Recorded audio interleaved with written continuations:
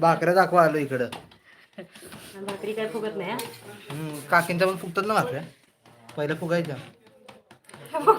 पहिल्या फुगायच्या म्हणजे काय माझ्या चांगल्या होत नाही तिथं ते विनू काकानी जाळ एवढा घातलाय की तो तवा करपलाय. पहिली भाकरी आहे. आता कशात ठेवायची भाकरी? घ्या इकडचं ताट.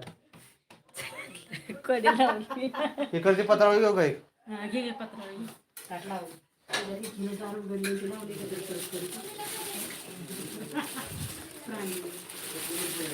हा ठेवूयात. ते कशाला? भाकऱ्या ठेवाय. दे मी म्हटलं पीठ चाळा घेते का काय असले दे इकडे.